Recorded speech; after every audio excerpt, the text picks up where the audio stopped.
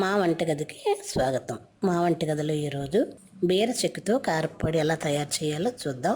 బీరకాయ చెక్కు తీసి కూర వండుతాం కదా, ఆ చెక్కుని పారేయకుండా కారప్పొడి ఎలా తయారు చేయాలో చూద్దాం. ఇది చాలా రుచిగా ఉంటుంది, ఆరోగ్యానికి కూడా చాలా మంచిది. ముందుగా స్టవ్ పై పాన్ పెట్టుకొని 2 టేబుల్ స్పూన్ల ఆయిల్ వేద్దాం.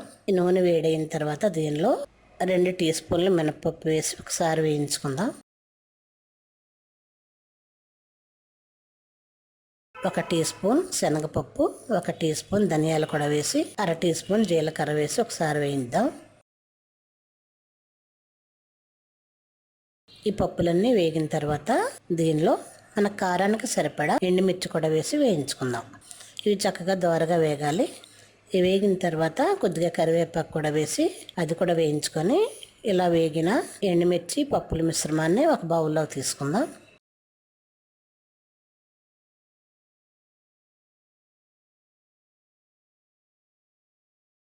ఇది అలా వేయించిన పప్పుల మిశ్రమం. ఇప్పుడు ఇది ఆయిల్లో మనం ముందుగా చెక్కి ముక్కలుగా కట్ చేసి కడిగిన బీర చెక్కు వేసి వేయించుకుందాం.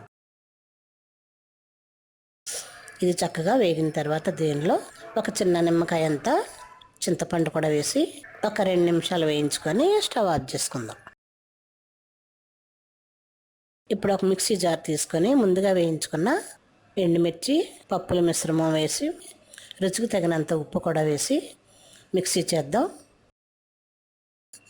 ఎండుమిర్చి మిశ్రమం పౌడర్, దీనిలో మనం వేయించుకున్న బీర చెక్కు, చింతపండు కూడా వేసి మరొకసారి మిక్సీ చేద్దాం. ఇప్పుడు బీర చెక్కుతో కారప్పొడి రెడీ అయింది. ఇప్పుడు దీన్ని ఒక బౌల్లో తీసుకొని సర్వ్ చేద్దాం. మా వంటగదిలో ఎంతో సింపుల్గాను ఎంతో ఆరోగ్యపరమైన బీర చెక్కుతో కారప్పొడి రెడీ. మరిన్ని వంటల కోసం మా వంటగదిని సబ్స్క్రైబ్ కాగలరు. ధన్యవాదములు.